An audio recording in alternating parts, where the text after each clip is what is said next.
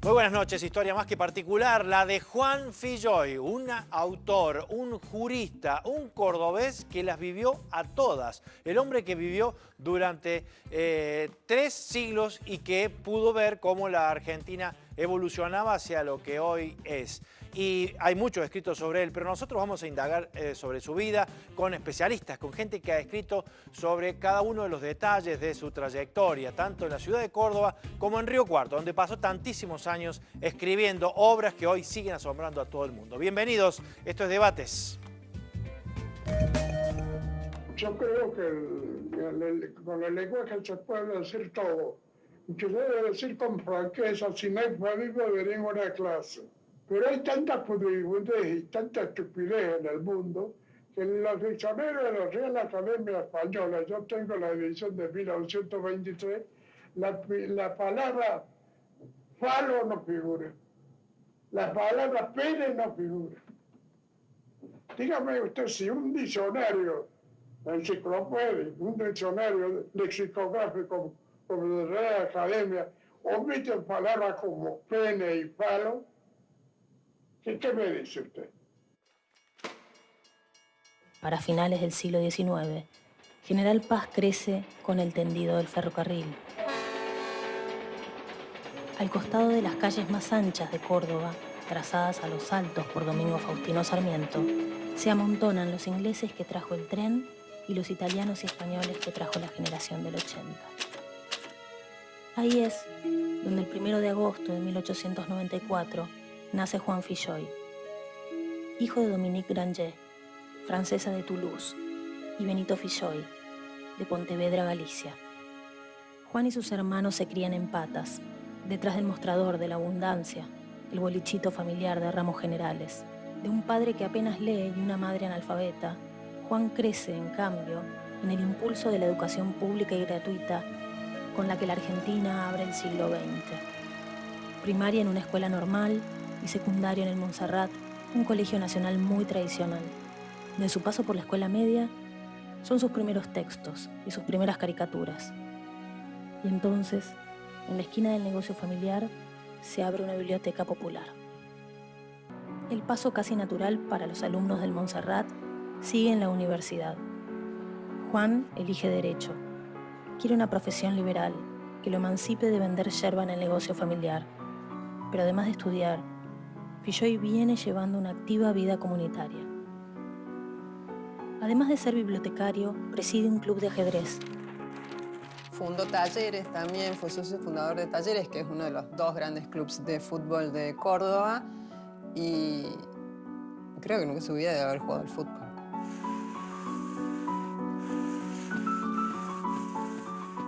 En eso anda, y por egresar de sus estudios cuando estalla la revuelta general. Alumnos invaden la rectoría, muebles vuelan por la calle, profesores corren por los pasillos. Estamos en 1918 y los alumnos reclaman autonomía universitaria, cogobierno y concursos en las cátedras. Lograrán que todo eso sea parte de la reforma universitaria que vendrá. Después de recibirse de abogado, Juan pasa unos años en Córdoba, hasta que en 1921 es designado asesor de menores en Río Cuarto. Bueno, difícil es tratar de relatar en una hora de un programa la vida de un hombre que vivió 105 años con tanta intensidad como es Juan Filloy. Están con nosotros Carlos Gacera, director de la editorial de la Universidad de Villa María. Es el director quien lleva adelante este proyecto. ¿Cómo te va? Bienvenido. ¿Qué tal? Bien, muy También bien. investigador de Juan Filloy. Sí, docente universitario, porque viene con todo pegado, digamos. Viene con todo, bueno, bienvenido. Y Candelaria de Olmos ha escrito el libro Filloy en 3 tiempos, que ha sido tu tesis doctoral, que sos investigadora también del tema, ¿no? Sí, no es mi tesis doctoral es Tesis de grado posterior. sería. No, tampoco. Fue un libro, nada, Un libro. que surgió Bueno, en algún momento de la investigación sobre Filloy. Me imagino que a los dos los debe haber sorprendido cada cosa que descubrían de este hombre, ¿no? Porque hay como un mito sobre él, lo creó él mismo, el mito, la gente le fue adjudicando cosas a medida que aparecían los libros y reaparecían a lo largo del tiempo después de tantos momentos y episodios de la historia argentina.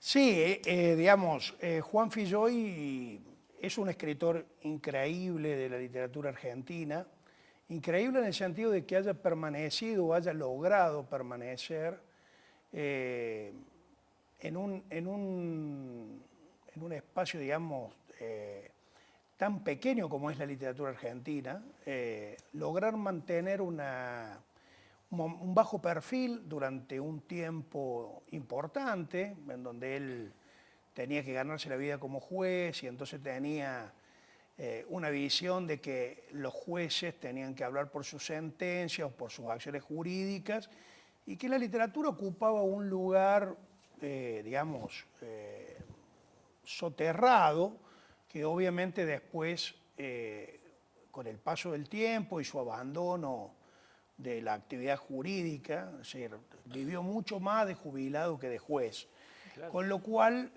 su literatura emergió, ¿no? Y cuando emergió fue reconocida, tomada, Cande puede hablar mucho más de esto, por la tradición literaria en la Argentina. No todo lo de Filloy, que escribió muchísimo, es bueno, y no todo lo de Filloy es comprensible o legible hoy, digamos, ¿no? A mí me parece que de todas formas hay una necesidad de volver a Filloy porque es un proyecto literario enriquecedor, ¿no?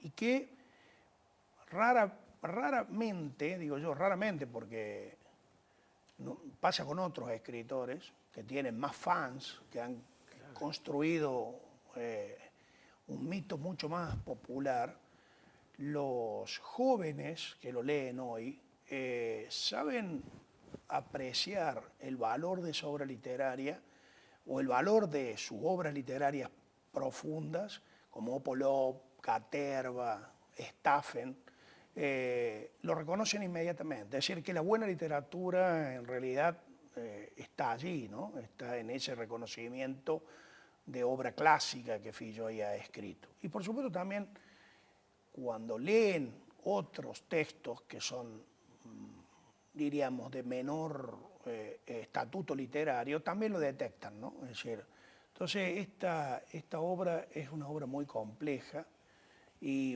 digamos, a mí me gusta hablar de la obra de Filloy, no tanto de su vida, porque si bien hay mucha relación entre la obra y la vida de un escritor, en este caso me parece que la obra toma vida más allá de las intenciones que el propio Filloy haya querido tener.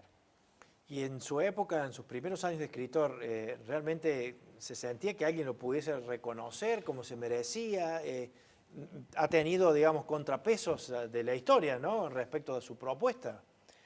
Bueno, en sus primeros años de escritor, sus primeros años, y esto la crítica lo ha fijado más o menos a partir de ciertas cronologías, él publica 7 primeros libros entre el año 31 y el año 39, que son Periplo, que es un libro de viajes, Balumba, el segundo, perdón, es Staffen, que es su primera novela, el tercero es Balumba, que es un libro de poemas, con lo cual le va demostrando experticia en todos los géneros literarios, ¿no? Empieza por un libro de viajes, como digo, una novela, sigue por un libro de poemas, después sigue Opolov, que es una de sus novelas más conocidas, en el año 34, y después sigue Akende, que es, yo digo, bueno, se lo califica como novela, pero es un género misceláneo. A lo mejor, Carlos, vos podés decir algo al respecto más preciso que yo, pero me parece que ahí él juega un poco con un género que estaba muy en boga en la década del 30, que era el ensayo sobre la realidad nacional, ¿no? Hay todo un capítulo de Akende dedicado a la exploración de la identidad nacional y a las preguntas en torno al imperialismo, etc.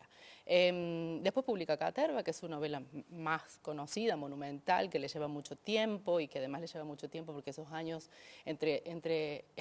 Caterva está entre sus 2 hijos, ¿no? Él dice, bueno, en el año 36 yo no escribí nada, tuve mi primer hijo, y en el año 39 a Monique. Y bueno, y en el año 39 Finés, que es un libro que él escribe por encargo a pedido de su esposa, que le pide que no escriba tan guarango y que alguna vez haga algo fino. Y ese es un libro de poemas en prosa, si se quiere, de una prosa poética. Vuelve a demostrar capacidad para Vuelve a otra demostrar cosa. capacidad para la bueno, para otro género que es el de la prosa poética, que es distinto de escribir poemas, ¿no? Y de escribir prosa. Y en realidad, bueno, ahí se interrumpe su producción literaria, no su producción, las publicaciones, ¿no? Entre el 40 y hasta que vuelve a ser editado en los 60, fines de los 60, por Paidós en un circuito comercial, se interrumpe su producción literaria. Y creo que ese silencio editorial, que como digo, no es interrumpir su producción, porque él sigue escribiendo todos esos años, contribuyó y alimentó el mito y el misterio de quién era este señor, que en un pueblito de Río Cuarto, como un tejón en su ura, como le dijo una vez un lector, escribía estos libros que se volvieron de pronto inconseguibles y que de pronto había dejado además de publicar. Vamos a conocer sobre Periplo, ¿eh? ¿Quieren que veamos un poquito más sobre Periplo? Así pues seguimos hablando de cada una de sus obras y cada una de sus etapas. Periplo, el primer libro, el libro del viaje que pudo hacer ya ubicado dentro del Poder Judicial y con la posibilidad de darse una vueltita por otros territorios. ¿Y qué trajo desde allí este hombre con una mirada tan particular? A ver. Rápidamente Filloy, es decir, Don Juan, se siente cómodo en Río Cuarto. Vive en un cuarto del moderno hotel en la segunda cuadra de la calle Rivadavia. Sin cobrar y por puro placer, empieza a escribir en El Pueblo, el diario local. Es una columna diaria donde habla de arte y libros de teatro, y de lo que se le da la gana por los próximos 60 años. Y mientras hace carrera en el Poder Judicial, sigue con su pasión comunitaria. Funda el Río Cuarto Golf Club, y eso a pesar de no haber jugado golf en su vida. Es socio activo del Club Esportivo y Biblioteca Atenas, donde llegará a oficiar de juez de boxeo. Y con su pasión por la natación, participará de la fundación e impulso de todo natatorio que tenga la ciudad. Para 1930, y luego de vivir 9 años de sus 36 años en Río Cuarto, decide emprender un viaje. Durante su viaje toma notas y escribe. Y cuando vuelve, da esos textos a la imprenta Ferrari Hermanos, que en una edición privada lo transforman en el primer libro de Filloy, Periplo. Bueno, ahí está lo de Periplo, bueno, cuando él ya estaba afincado en Río Cuarto y con la posibilidad de hacer este viaje, ¿no? Fue el inicio de todo. Sí, es un viaje, bueno, David Viñas, un crítico literario argentino, tenía esta idea, digamos, de que si no se hacía el viaje a Europa, no se constituía la biografía intelectual de quien quería escribir o intervenir en la vida pública, ¿no? El viaje a Europa es un viaje, digamos, que tiene no solo una cuestión de estatus, sino también constitutivo como sujeto de la élite, ¿no? Me parece que para un Filloy que venía de una familia pobre, donde su madre era literalmente analfabeta, su padre un comerciante de Barrio General Paz, comerciante exitoso, digamos, ¿no? Es decir, porque eso también hay que decirlo, por eso él pudo ir a la universidad, pero digamos de una clase social sin acceso a los bienes culturales, sino que es a partir de Filloy, de Juan, quien va a ser el hermano que tiene la posibilidad de acceder a la universidad. Don Juan se da cuenta, digamos, también de que este periplo por Europa tiene un acto fundacional en su lugar como futuro intelectual, como futuro escritor. Me parece que eso tiene de interesante Periplo, ¿no? Sí, bueno, Viñas habla como del viaje boomerang, ¿no? Se va para volver, Claro. y se va para volver consagrado y para exhibir que se viajó. Y en ese sentido es muy interesante que Periplo sea su primer libro. Hay una hipótesis que a mí me parece que tiene cierto asidero de que Filloy para la década del 30 tenía varios libros escritos. Digamos, cuando él empieza a publicar, de hecho la correspondencia con sus editores es muy interesante y les dice que va a publicar un libro cada 4 meses. Si alguien tiene posibilidades con su tarea judicial y demás de escribir un libro cada 4 meses, bueno, es un poco inverosímil, ¿no? Entonces de ahí surge también la hipótesis de que él tendría algunos de esos libros que publica en la década del 30 ya por lo menos empezados o bastante avanzados. Y en ese sentido es curioso que haya hecho la elección de empezar por un libro de viajes, ¿no? Creo que, bueno, que esto abona lo que está diciendo Carlos, ¿no? Es que empezar por un género como el relato de viaje, que era un género consagrado por los intelectuales desde el siglo XIX Claro, a generación esta de los 80 parte, sobre claro, todo. la generación del 80 y el viaje a Europa además. Hay una cosa muy curiosa que es, bueno, este viaje Boomerang especialmente es un viaje que se hace a París, la capital Claro, que luces. consagra y que legitima al intelectual o al escritor como tal. Y Filloy va a París, pero no incluye en Periplo ningún texto sobre París, ¿no? Dice, bueno, en algún momento como que dice que ha pasado por París. Estuvo en París, estuvo bastante tiempo en París, pero bueno, es curioso, digo, hay un juego ahí como de pertenencia y no a esta élite, que es una élite intelectual, cultural, literaria, Claro. ¿no? Bueno, como dice Carlos, él viene de una familia muy pobre, con una madre analfabeta, un padre semi-alfabetizado, hermanos que dejan la escuela normal en tercer grado, no pasan de tercer grado de la escuela primaria, y bueno, y él es el que hace esta trayectoria no prevista para su origen de clase, ¿no? Y bueno, entonces ahí hay como una cosa medio ambigua entre hacer el viaje a Europa, pero eludir esa que era la capital consagratoria. Es más, criticar un poco a los argentinos que van a París a malgastar su dinero y él dice, bueno, yo que conozco el valor del dinero retengo las manos en el bolsillo, ¿no? Ha sido un pequeño ahorrista que se ha pagado su viaje con su salario. Eso. Particular hasta en eso también, ¿no? Ya vamos a seguir recorriendo entonces el resto de los libros mientras vamos a la primera pausa aquí en nuestro programa Debates. Un personaje único y que hay que, me parece, volver a redescubrirlo todo el tiempo porque cada vez que se encuentran nuevos documentos, nuevos escritos, nuevos analistas, como en el caso de ustedes, no deja de sorprender. Un cordobés inigualable. Juan Filloy, señores, esto es Debates, ya venimos, vamos a la pausa.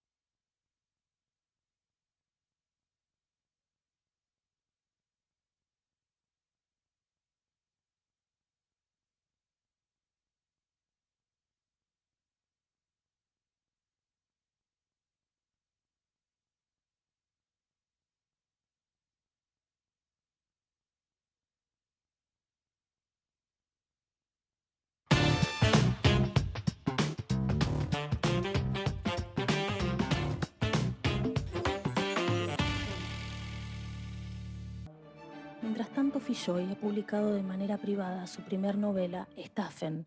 Los lectores más sagaces se sorprenden al encontrar en Staffen, desperdigados aquí y allá, más de 100 frases palíndromas. Es decir, frases que pueden leerse tanto del derecho como al revés y tienen el mismo significado. Capicúas. Según se articulaban los diarios que salían, que solamente había una sola frase palíndroma, aquella que dice, daba le error a la zorra la vaca. Pero yo digo, pues se ha hecho esta frase, se pueden hacer otras. Y en puridad, yo durante una labor que yo calculo de 40 o 50 años, he llegado a hacer 10.000 frases palíndromas. Frases como, le puedo decir, unas cuantas horas de memoria que tienen 10, 15 palabras. Pero lo que sorprende a la mayoría de sus lectores es el lenguaje con que Filloy construye Staffen, mezcla de una formación letrada que incluye latinismos de uso judicial con giros y formas totalmente populares. A diferencia de cierta pacata literatura de la época, en Filloy nadie se va al estiércol, sino a lo que dice crudamente el dicho popular.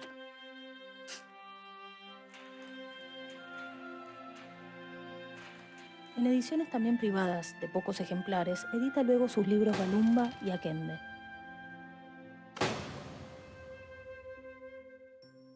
Y también Libidine, de temas prostibularios. Unos vecinos, contrariados luego de leerlo, deciden quemar la copia. Y en 1934 Filloy edita su novela Opolop, Optimus Olop. Su personaje central es pulcro, ordenado, metódico, un obsesivo, va. Pero un día todo su orden se viene abajo.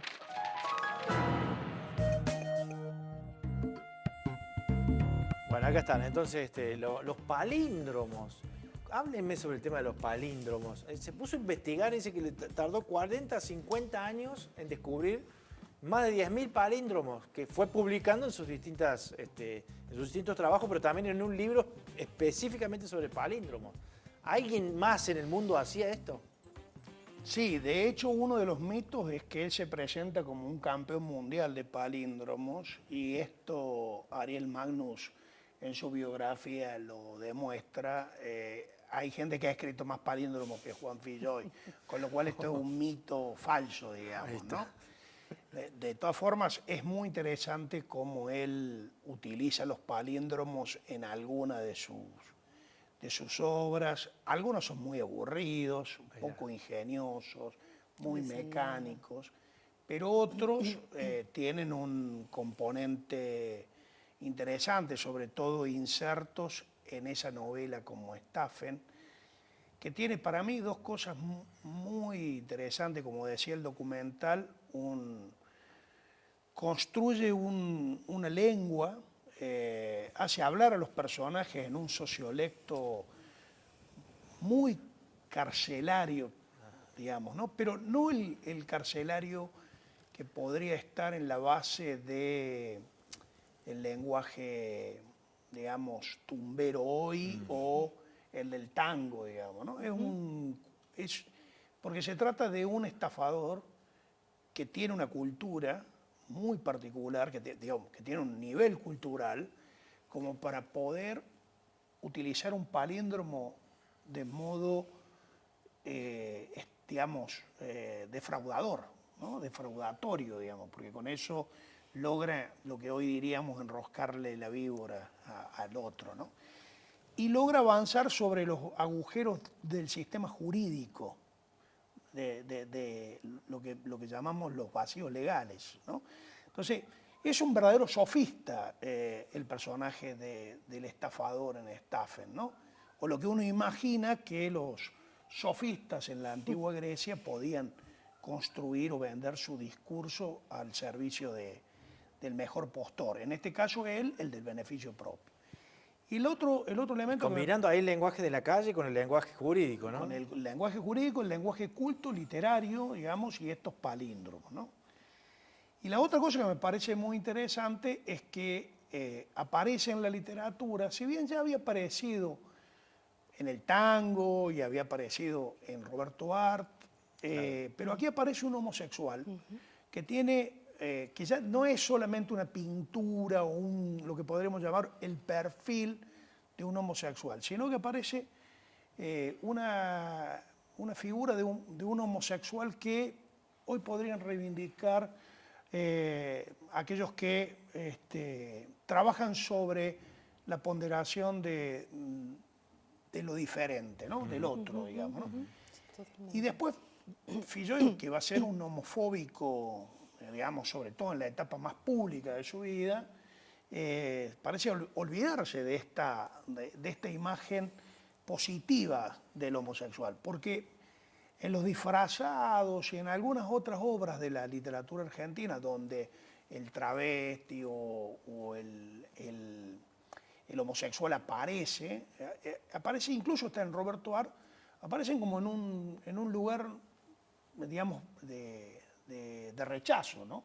Mientras que Filloy intenta, de algún modo, integrarlo al cuadro literario, ¿no? No sé, Candy, si vos coincidís A mí con me parece, eso. sí, me parece que una de las cosas más llamativas de Staffen es eso y que pasa fuertemente desapercibido en la época. Bueno, recién veíamos en el documental cómo Balumba ocasiona un pequeño escándalo a causa de una sección del libro que se llama Libidine, donde él destina esa sección a escribir poemas prostibularios, de tema prostibulario, muy procaces, irreproducibles de procaces, y eso arma realmente un pequeño escándalo en Río Cuarto, es denostado por sus lectores, otros lo festejan, pero genera todo un problema moral.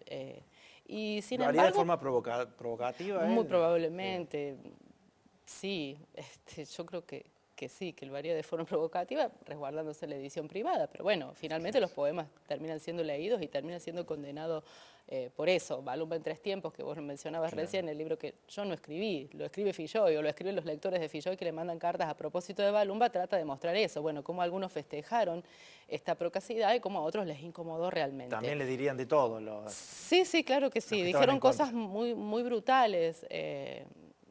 Sí, fue muy tremendo, hasta donde yo sé. Además, no lo que dicen solamente las cartas, sino lo que pasó en Río Cuarto a partir de la publicación de este libro. Y sin embargo pasa desapercibido la figura del homosexual, que como dice Carlos, es una figura muy trabajada, muy elaborada, muy bien construida, pero además hay una relación homosexual entre el estafador y este homosexual, el invertido, como le dice a veces en la novela, que bueno, que tiene el filtro de la cosa onírica, que a Filloy le traía mucho, como a todos los intelectuales de su época, que eran lectores de Freud, ¿no? Y el freudismo entre los intelectuales intelectuales y escritores, no necesariamente psicólogos, estaba muy instalado en la época.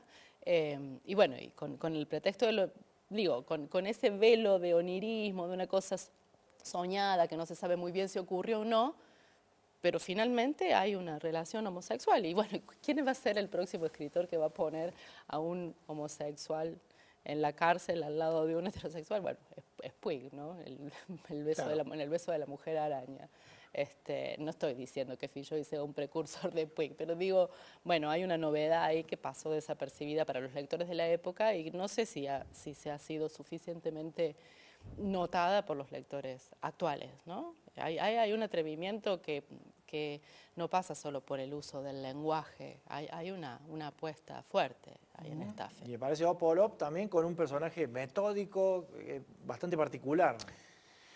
Sí, ahí interesante porque la novela tiene un motivo que es la celebración del orgasmo número 1000 de este estadígrafo, este estadista, digamos, es alguien que lleva estadística de todo. Opolov es eso, digamos, un estadista que va recontando o compilando a la perfección los datos de la realidad. Recordemos que en los años 30 esto forma parte de una novedad en el capitalismo y en el discurso social, la necesidad de empezar a mensurar. Se empieza a mensurar todo, digamos, ¿no? Es decir, entonces esta mensuración, que de algún modo para mí tiene algo de paradójico o de burlesco en Optimus Holopus, es la celebración del orgasmo número 1000 que va a terminar, por supuesto, en una situación pasando por muchas desopilantes gags. Uno podría hablar de que está llena de gags la novela. Termina de manera trágica, como no puede terminar de otra forma, y hay toda una impugnación a esta sociedad que después, muchos años, o por esos años, porque no sé tampoco cuándo Borges dijo que la democracia era un abuso de la estadística. De algún modo me parece que esta idea de la estadística como un eje de la vida social y cultural está fuertemente impugnada en Optimus Holopus, porque es como digamos, el hombre de la caballería que critica la novela de caballería, que no es otra cosa que Cervantes, ¿no? Haciendo el Quijote, digamos, ¿no? Entonces, me parece que ahí está este efecto paradójico que tiene la novela. Y me parece que si, tomando la idea de cuáles son los libros por los cuales transita Filloy en esta primera década de su escritura, y posiblemente coincido con Cande que debe haber tenido una acumulación de ideas para escribir novelas, porque entre otras cosas también esta columna que escribe en el diario de Río Cuarto lo hace un aguafuertista, digamos, ¿no? Entonces, digamos, tiene libros de viajes, novelas, poemas, procaces y cultos. Entonces, digamos, va probando esta multiplicidad del oficio de escritor, que de algún modo me parece que Filloy tiene allí un proyecto literario que no está basado exclusivamente en la figura del escritor, ¿no? Eso me parece que aparece después, cuando él se logra despojar de su figura de juez, sospecho que también la sustentación de su familia, de su vida, vivir, era parte de su necesidad, digamos, ¿no? Entonces, y me parece que él, como juez, busca hacer que estos dos caminos marchen separados. Si la obra de Filloy, que él se encargó de difundir a lectores muy específicos y muy selectos, él mandaba por carta los libros no cualquier lector, no se lo mandaba a un hijo de comerciante, se lo mandaba a un intelectual, a un escritor.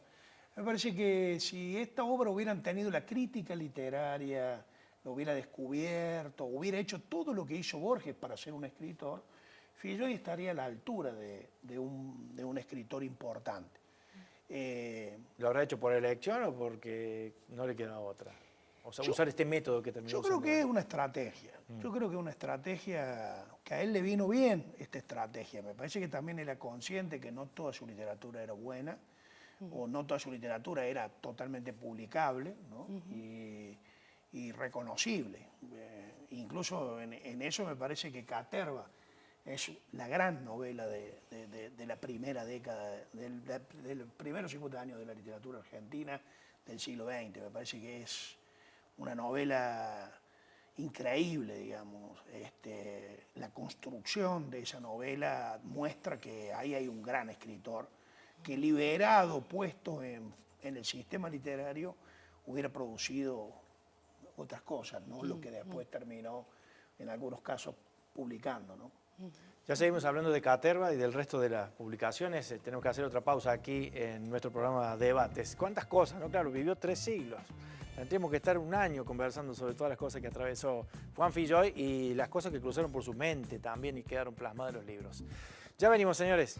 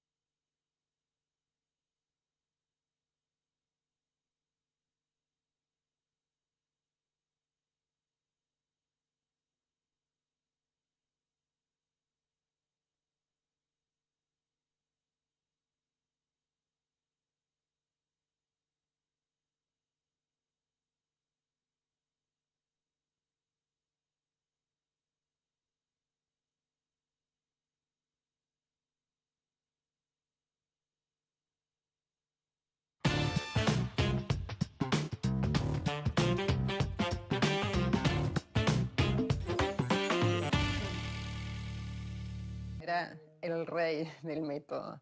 Tiene mucho que ver con el personaje de Opolop, obviamente. No a ese extremo, pero en todo. O sea, él a las 11:15 necesitaba tomar su café en la mañana. No había día que vos llegaras a las 11:15 y él no estuviese sentándose para tomar el café de la mañana. A las 10:30, 11 se iba a dormir. Podía ser su cumpleaños de 100 años, pero 10:30, 11 se iba a dormir. Años después, en 1937, Juan Filloy publica Caterva. Caterva es una serie de lincheras que están ahí dando vueltas, hablando de la vida, que son increíbles, o sea, los discursos son espectaculares, idiomáticamente es riquísimo el libro, y aunque es muy largo y no pasa nada, no querés que termine. Caterva debe ser el libro más famoso de él porque es el que cita a Cortázar nada menos que en Rayuela. En 1939, y cumpliendo los ruegos de su esposa Paulina para que publique cosas más finas y elegantes, Filloy publica Finesse, su séptimo libro. Y entonces, después de 7 libros, cada uno con su título de 7 letras, Juan Filloy deja de publicar. Los años pasan y Filloy es un apellido que la literatura argentina empieza a olvidar, al punto que Olivera, el personaje de Rayuela de Cortázar, se pregunta desde París, ¿qué será de Filloy, che? ¿Y qué será de Filloy? Don Juan sigue en Río Cuarto, donde nacieron sus hijos Fernán y Monique. Nunca se compró un auto porque prefiere caminar. Se lo ve en los bares del centro, frente a la plaza, leyendo Le Monde, The Economist o alguna otra publicación extranjera. Y como siempre, sigue comprometido con la comunidad. Fue fundador y presidente de la Alianza Francesa de Río Cuarto, socio fundador del Rotary Club y fundador de Baño Carbonell. Hace algunos viajes y es ascendido a juez.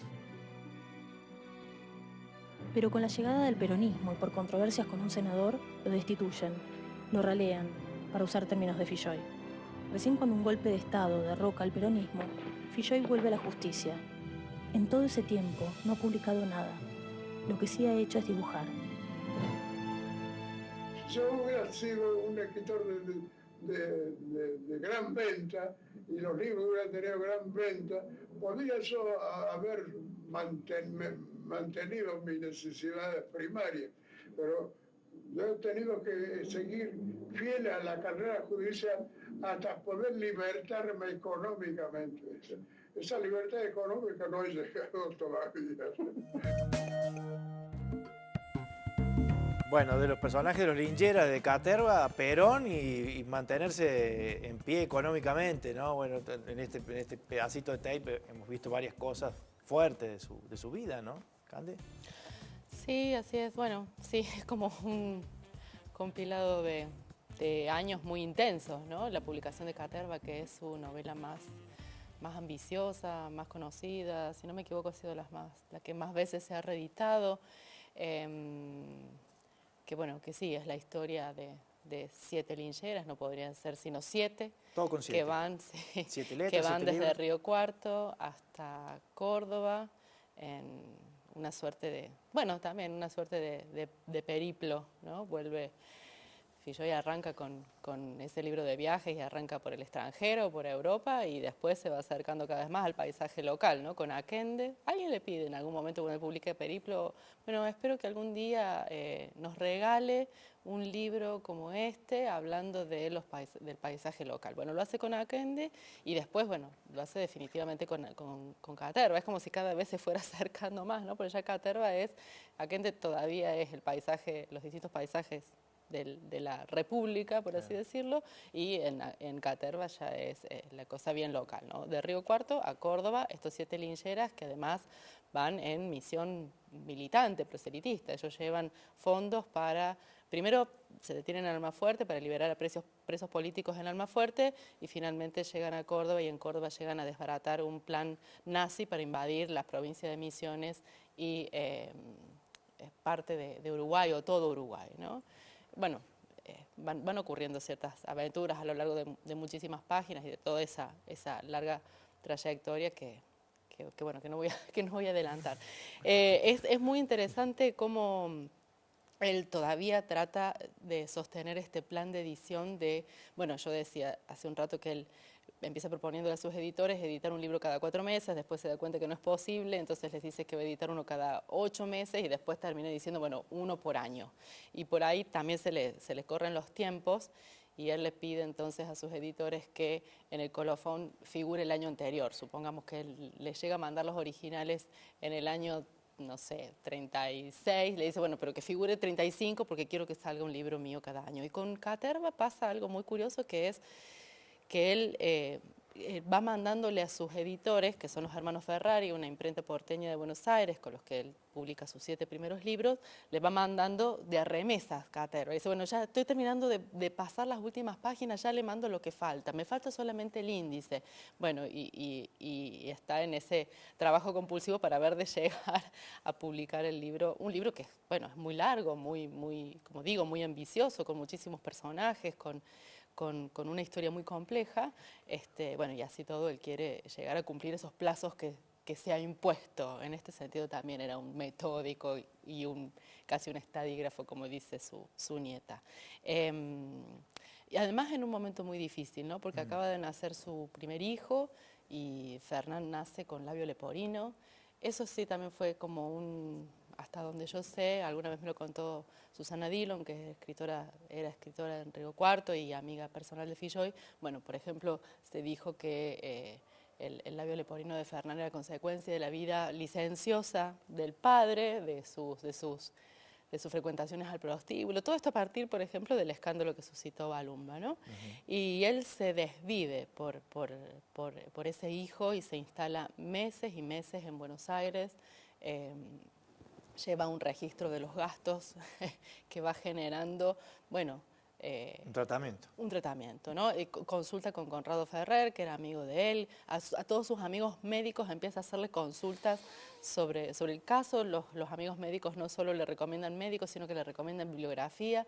Bueno, y un poco en medio de eso él está terminando Caterva, ¿no? Y ya el año siguiente van a hacer Monique. Digo, son años muy intensos, y él va llevando una correspondencia abultadísima que responde también muy metódicamente, sigue escribiendo, tiene su vida familiar, se ha mudado a la casa que compró a principios de los años 30 y que no va a ocupar hasta el 36, porque supongo que porque le caería cómodo vivir en hoteles, pero también porque él compra esa casa con renta y el inquilino es un señor que nunca le paga el alquiler, él termina teniendo que hacer un juicio de desalojo.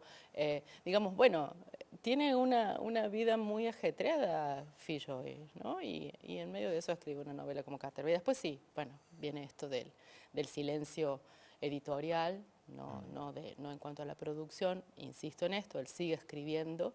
Tiene una intensa actividad cultural en Río Cuarto y bueno, y el cesanteo por parte del peronismo en su cargo judicial, que bueno, que habría sido también, según una de las explicaciones, lo que motivó que él se llamara Silencio Editorial, porque él sostenía de su propio bolsillo todas sus ediciones, entonces de pronto, no teniendo su cargo en la justicia, eso dificultó la economía familiar, ¿no? Otro rasgo más de que no podía disociar todavía tampoco la carrera judicial con la carrera de escritor, ¿no?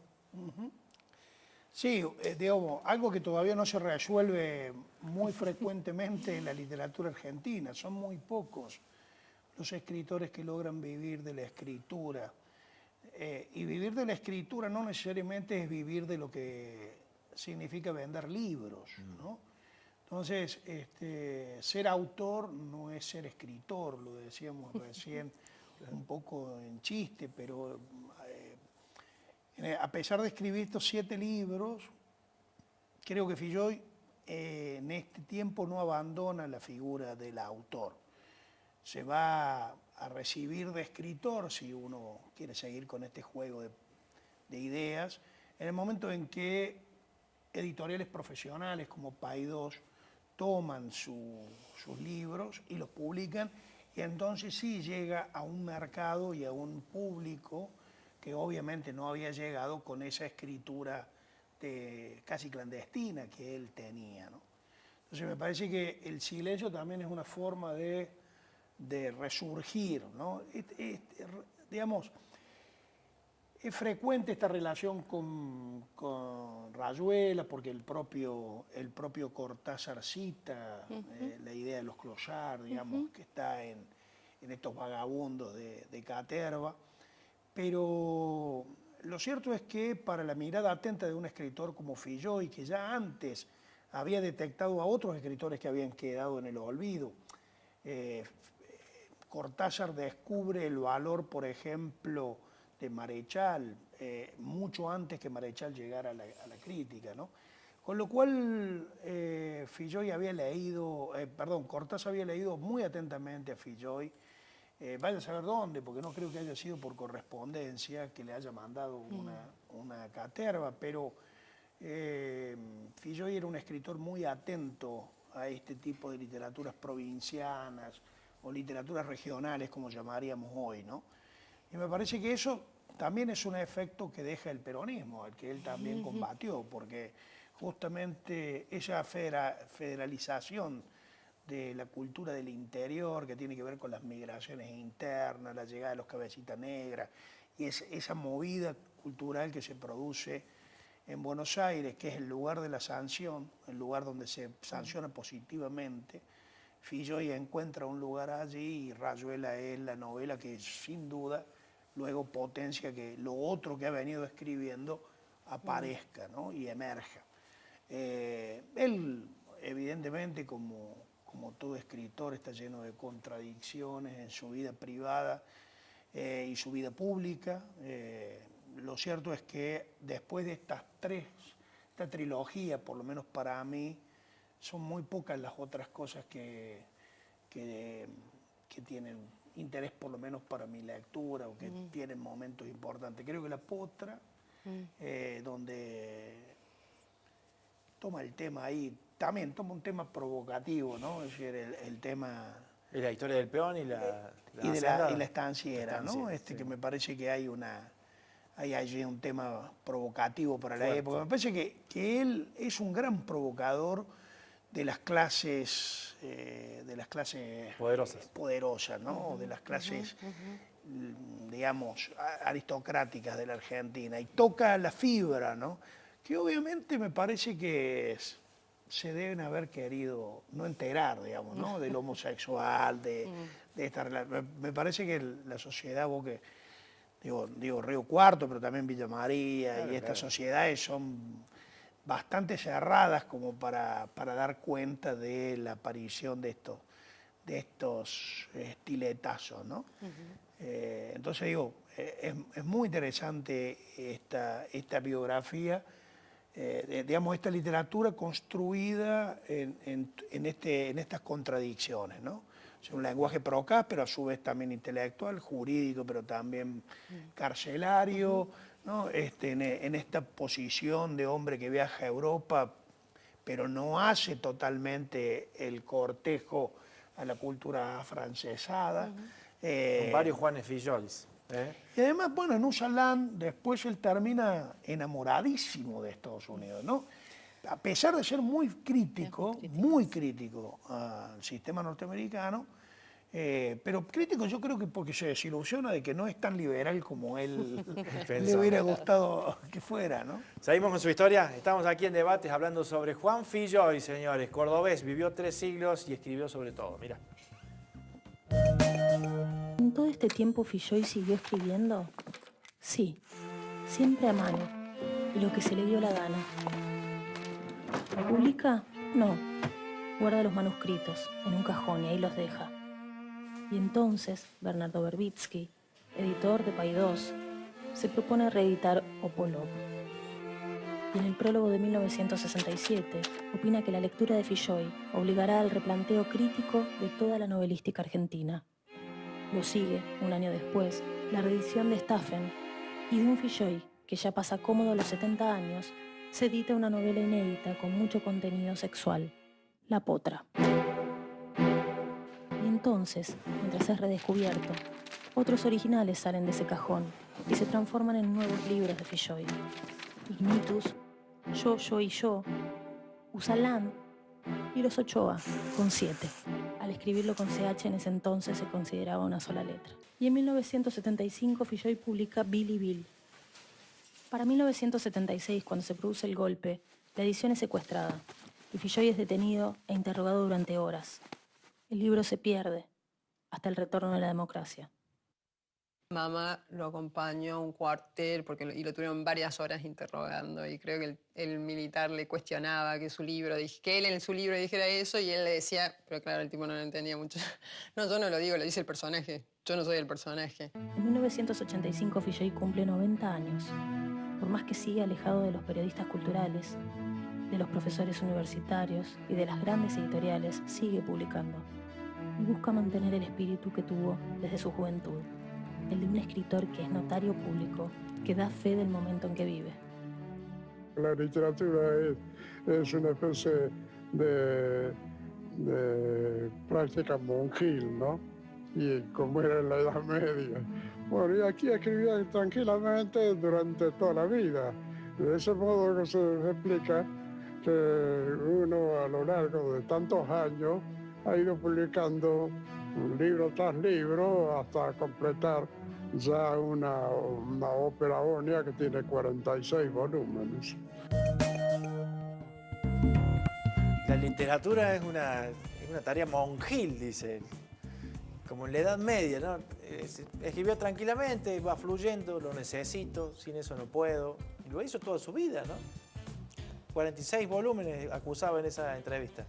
Sí, bueno, sí, creo que los editados son 26, ¿no? Pero él tiene mucho inédito. ¿Y eso dónde está? ¿Quién lo tiene? ¿Sirve, Eso- no sirve? ¿Es bueno, es malo? Eso lo tienen sus herederos, su hija. Y hay de todo, porque Hay de hay todo. libros que son muy misceláneos, entonces eso dificultaría tal vez la edición, no estando ya el autor. Claro. Hay mucha cosa también que se, ¿cómo decirlo?, que se superpone con lo ya editado. Filloy, a ver, lo voy a decir mal, Filloy a veces refritaba cosas, ¿no? Esto que Se hace- robaba cosas a sí mismo. Se robaba cosas a sí mismo. Por ejemplo, bueno, a ver, en Periplo hay un capítulo dedicado a Atenas. Él era, a la ciudad de Atenas, él era un helenista fervoroso, fanático, ¿no? De todo lo que tuviera que ver con la literatura y la cultura grecolatina. Y bueno, hay un capítulo que se llama Atenas, dedicado a la ciudad de Atenas, y él ese capítulo lo vuelve a publicar, por ejemplo, en el Diario de la Nación en 1981. Estamos hablando de que Periplo se publica en el 31, o sea, unos cuantos años más tarde, con otro título. Se llama Atenas, Crónica de un apuro. Y eso hace mucho. Bueno, el balance enfático de Río Cuarto, que fue una conferencia que él dictó en la década de los 60, pasa a formar parte de Urumta. Digamos, entre los inéditos o supuestamente inéditos, probablemente haya mucho que ya se conoce como editado, ¿no? Ya sea que se incluyó en algún libro o que apareció en algún diario, en alguna revista, etc. Pero sí, sin duda que sirve. Eso es un tesoro que está ahí al cuidado al amoroso cuidado de su hija, ¿no? Probablemente Sí. se publicará en algún momento, de Ojalá, alguna manera. ojalá que sí. Ojalá que sí. Hay mucho trabajo por hacer y habría que ver qué tan posible es hacer. Digo, ¿no? No son textos definitivos, Claro. terminados, pero tienen el aspecto de trabajos en proceso, ¿no? Todo esto que Filloy dejó sin publicar. Bueno, un tramito más de nuestro tape para señalar las últimas instancias de la vida de Juan Filloy y lo que fue dejando la cultura argentina. En 1988, y después de años de trabajo hormiga, publica Carcino, un lúdico tratado sobre palindromía. Para descubrir los palíndromas tenés que estar mirando las palabras de una forma especial, rara, porque no las ves como las usamos, las ves de otra forma. Y esa misma forma es como él ve las palabras que usa después en sus novelas, o en sus cuentos, o en sus poemas. O sea, él ve otra cosa en las palabras. Por ejemplo, que se leen de atrás para adelante. Sin todavía ser masivo, Filloy va amontonando premios, aquí y en el exterior, muchos de ellos por su trayectoria, y sigue publicando nuevos libros, siempre con títulos de 7 letras.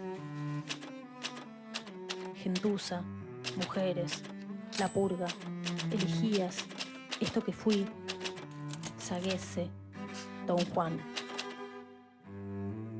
Cuando Argentina vive la década del 90, Juan Filloy cumple 100 años.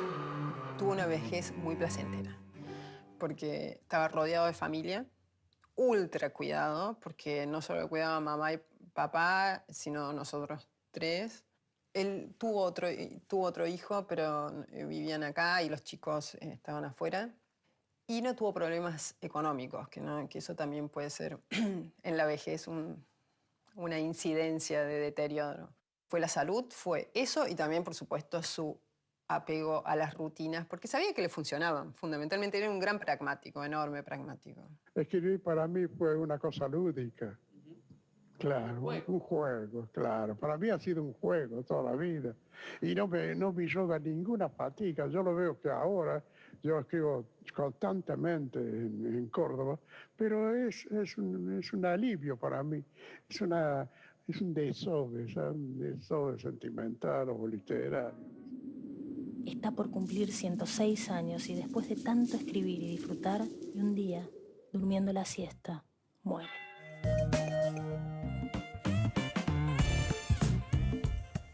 Bueno, pues 105 años. Vivió una vida larguísima y dejó muchísimo. ¿Qué ha dejado entonces para la cultura argentina? ¿Qué tenemos que señalar, subrayar dentro de todas las cosas que ha dejado Juan Filloy para que hagamos un cierre de este programa de hoy? A los dos. ¿Qué ha dejado Juan Filloy? Bueno, a ver, para mí dejó 3 o 4 obras importantes para la literatura argentina, para comprender un poco más la literatura en español. Me parece que dejó también un punto de referencia para la literatura de Córdoba, para lo que se escribe en Córdoba. Me parece que también su forma de mirar la cultura y la literatura del interior es una forma interesante para el desafío de otros escritores ahora y en el futuro, digamos, ¿no? Me parece que Filloy está suficientemente rescatado y me parece que es un mojón, ¿no? Es decir, ahora sí hay tesis doctorales sobre él, se escriben tesis de licenciatura, se dan seminarios. Me parece que esa crítica ha crecido en los últimos tiempos, cosa que yo recuerdo en los años 90, otra vez estaba enterrado Filloy, a pesar de estar viviendo acá, ¿no? Y tuvo que venir, entre ellos, Mempo Giardinelli, me acuerdo a repetirnos que teníamos un escritor escondido, ¿no? Que también ese fue el título de la primera biografía de Mónica Ambor, El escritor escondido, ¿no? Me parece que estos ingredientes son interesantes para una literatura que, digo, tiene muy pocos nombres. Cuando uno la compara con la literatura alemana, con la literatura inglesa, con la literatura francesa, nosotros tenemos un puñado de buenos escritores. Parece que Filloy está dentro de ese montoncito de pocos escritores que merecen un capítulo en la literatura argentina. ¿Candelaria? ¿Qué nos ha dejado? Bueno, como dice Carlos, creo que algunos muy buenos libros, pero no podría decir cuáles porque sería un canon personal. Claro. Y no sé si uno que tenga que ver con lo más valioso socialmente. No sé, voy a hacer una lectura un poco ingenua que Carlos dijo, bueno, no sé si interesa tanto hablar de la vida de Filloy, de la vida de Filloy se ha hablado abundantemente. Sí. A mí me irrita un poco que siempre se habla de lo mismo, de los títulos de 7 letras, de la cantidad de años que llegó a vivir y de que era juez y de que, bueno, y como investigadora yo he tenido una relación por momentos un poco hostil, que alguna vez su nieto me lo dijo, pero vos lo criticás mucho, mi abuelo. Bueno, será tu función como crítica, lo que tenés que hacer como crítica. Y al mismo tiempo, bueno, he aprendido a admirarlo, ¿no? Y no sé, hoy rescataría algo que me parece, sí, digno de admiración, que es que él, no teniendo nada, porque realmente la pobreza cultural de su entorno, digo, viene de un barrio periférico, como era General Paz en aquel entonces, sí, sí. No era el General Paz que hoy conocemos, de una familia con poco acceso, comerciantes exitosos, como dice Carlos, pero a fuerza de muchísimo trabajo, ese trabajo tesonero del inmigrante que viene con una mano atrás y otra adelante, y no teniendo nada, prácticamente nada, hizo mucho. Digo, una de las estrategias de él es hacer redituable lo poco, ¿no? Aprovechar lo poco para que reditúe mucho. Y eso me parece como impactante. Además, bueno, aprovechando aquello que tenía a mano, ¿no? Por ejemplo, la educación pública. Entonces, terminar su trayecto en el normal, a diferencia de lo que hacen sus hermanos, seguir sus estudios secundarios en el Montserrat y después hacer una carrera universitaria, que él dijo muy claramente era un ganapán y yo tenía puestas todas mis energías en la literatura, pero bueno, también le dio herramientas y elementos para construir esa literatura, ¿no? Me parece, bueno, es una lectura muy personal, muy atravesada por lo que estoy trabajando con Filloy en este momento. Pero bueno, no, es lo que podría decir. Bueno, por al eso respecto. estamos hoy aquí reunidos. Muchísimas gracias a los dos, ¿eh? No, Ha gracias sido a riquísima vos. la conversación. Gracias a vos, y digo también por la tranquilidad del espacio, dedicarle una hora a un escritor en televisión no siempre es frecuente, así que celebro la idea del programa, la calidez del programa y del canal que nos acoge, así que muchas gracias. Gracias a ustedes. Señoras y señores, nos encontramos mañana a las 21 aquí en Debates para seguir hablando sobre acontecimientos que marcaron la historia, sobre personajes de nuestra República Argentina. Gracias.